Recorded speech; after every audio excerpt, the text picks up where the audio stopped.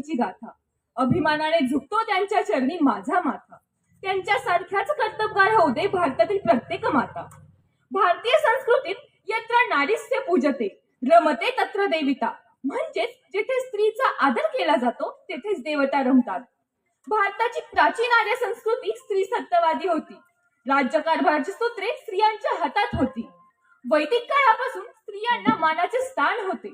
म्हणूनच मला देखील आवडेल गार्गी आणि मैत्रेयी यांसारख्या वेदशास्त्रात पारंगत होऊन सभामंडप गाजवायला, मंदोदरी होऊन चुकीच्या गोष्टींना परखडपणे विरोध करायला, शकुंतलेसारखं धीट होऊन माझे अधिकार मागायला, अंबालिका होऊन स्वतःवर झालेल्या अन्यायाची परतफेड करायला, मनूसारखं रणांगणात लढायला, तारा होऊन स्वतःच्या राज्याचे रक्षण करायला. होय, आम्ही भारतीय नारी, समजू नका आम्हाला अबला. वेद काळापासून आम्ही आहोत सबला. आमच्या कीर्तीचे पोवाडे जगभर गायले जाणार. परकीय आक्रमणे सुरू झाली आणि समाजात स्त्रीचं चित्र बदललं. चूल आणि मूल हे तिचं जग झालं. पण त्यानंतर रमाबाई रानडे, पंडिता रमाबाई, ताराबाई शिंदे, झलकारी अशा अनेक महिलांनी स्त्रियांच्या अधिकारासाठी आपले आयुष्य चंदनापरी झिजवले. हे त्यांचे सामाजिक विकासातील योगदान अतिशय मोलाचे आहे. नको बनू सीता तू त्या रामाची, लोक तुला अबला म्हणतील.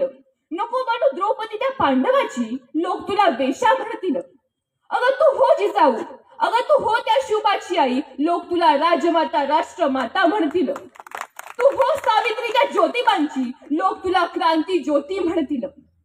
होय, एकीकडे स्त्रियांना घराबाहेर पडण्याची परवानगी नव्हती. अशा वेळी पदर खोचून पुढे आली ती जिजाऊ हिंदवी स्वराज्याचे देखणे स्वप्न घेऊन खऱ्या अर्थाने समाजाला स्वाभिमानी आणि सक्षम बनवले. अंगावर शेण, माती, दगड, चिखल झेलली, पण हातातली पाठी पुस्तक मात्र सावरली. काय सांगू तिची ख्याती, काय सांगू तिची ख्याती, तूच आम्हा सर्वांची आदर्श ठरली. तूच सावित्रीबाई, तूच सावित्रीबाई. अंधाराकडून प्रकाशाकडे नेणाऱ्या या ज्ञान ज्योतीला माझे त्रिवार वंदन. नारी तुम सृजा हो, नारी तुम श्रद्धा हो, नारी तुम एक अगार शक्ती हो. बाळासाठी रायगडाचा कडा उतरणारी हिरकणी देखील आपल्याला बरेच काही शिकवून जाते. छोट्या छोट्या प्रसंगातून जीवनाचा मूल्य परिचय देणारी श्यामची आई देखील मला विलक्षण वाटते. अरे संसार संसार जसा तवा चुल्ह्यावर, आधी हाताला चटके मग मिळते भाकर. बहिणाबाई चौधरी यांच्या या कवितेतून जगण्यासाठी प्रचंड आत्मविश्वास मिळतो. इन्फोसिस कंपनीच्या निर्मात्या सुधा मूर्ती या एक उत्तम लेखिका, समाजसेविका, प्राध्यापिका या भूमिका बजावत एक वेगळेच नवचैतन्य देऊन जातात.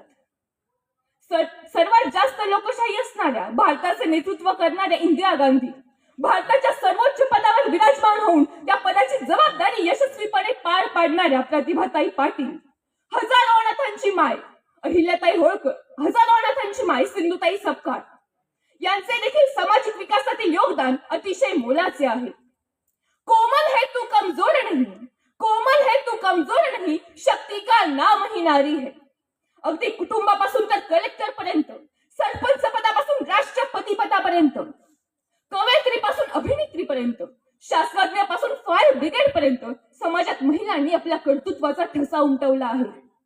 कायद्याचे सूत्र हाती घेतलेल्या किरण बेदी, क्रीडा क्षेत्रातील पीटी उषा, सायना नेहवाल, कॅप्टन वर्तिका जोशी, लक्ष्मी अगरवाल यांनी देखील स्वतःची सबलता सिद्ध केली आहे.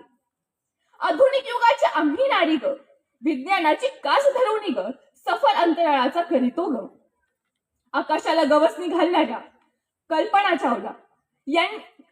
चावला यांनी देखील आपल्या कर्तृत्वाच्या जोरावर यशाची अनेक शिखरे गाठली. मुलगी, आई, बहीण, आजी तर कधी कुटुंब प्रमुख म्हणून कोणत्याही परिस्थितीला न जुमानता कधी संघर्ष तर कधी समन्वय करीत आज प्रत्येक स्त्री पुरुषांच्या बरोबरीने काम करत आहे. अशा किती महिला सांगू ज्यांनी कुटुंब विकासासोबत समाज विकास केला आणि आपल्या समोर एक आदर्श ठेवला. अगदी माझ्या आईचे सांगायचे झाले तर घराच्या सर्व जबाबदाऱ्या पार पाडून नाणेघाट सारख्या ठिकाणी ती ज्ञानदानाचे पवित्र कार्य करत आहे. आणि आजची आधुनिक हिरकणी म्हटलं तरी चालेल अशा 65 वर्षाच्या आजी लता भगवानकर यांनी देखील आपल्या नवऱ्याला आजारातून बरे करण्यासाठी जिद्द व चिकाटीच्या जोरावर बारामती मॅरेथॉन खेळून आपल्या समोर एक आदर्श ठेवला.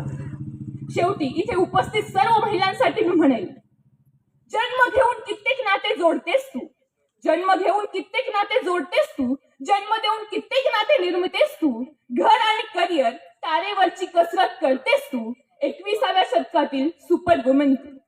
अशा या नारीचा आदर करायला शिका, भ्रमात राहू नका, तसे वागायला शिका. एक ना एक दिवस असा येईल, येणाऱ्या प्रत्येक युगात स्त्रीचंच नाव निघेल, स्त्रीचंच नाव निघेल.